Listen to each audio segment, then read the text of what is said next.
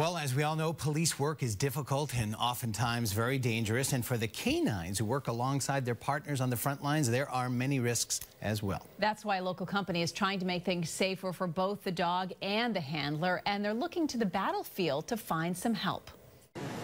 Yeah, he's a young fellow, Mike, brand new. Concord K-9 officer Sylvia Tamayan and her new partner Mikael are suiting up and getting ready to see the future. I think it's an advantage for us in the field. They aren't on patrol. Instead, they're checking out what's new when it comes to K-9 enforcement and staying safe on the job. Slow and methodical, kind of how we work. In any situation, you don't rush in, but you need to see what you're up against. So the dog actually can give you that intel prior. This is a military-grade camera, so this is good for underwater. It's total night vision. They are testing out this, a new real-time camera strapped to Mikael's back.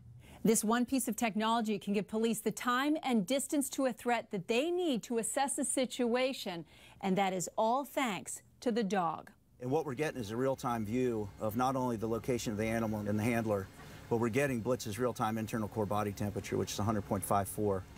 This is the work of Newburyport company Blue Force Development. They are creating technology for K-9 teams, like this implantable body temp sensor. That, for us as dog handlers, is probably the most crucial piece that we need right now, because a dog can't look at me and say, I am in a critical heat emergency, or I'm just short of a critical heat emergency. Cameras, temperature monitors, even microphones to let police teams listen in and monitor from a safe location.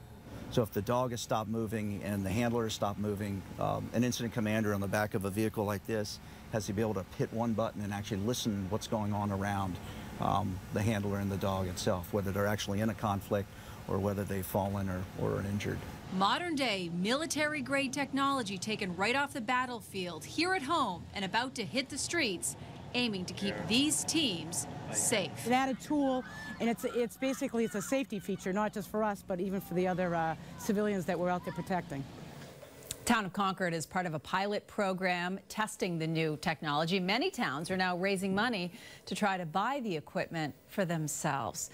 It's so good because it can really save the life of these dogs, because they can overheat, overwork, and not even know it. But with that chip implanted, the handlers can get right on their phone, or other officers can get right on their phone what's happening with that dog. It's really cool stuff. Town of Concord sounds familiar. Never heard of it.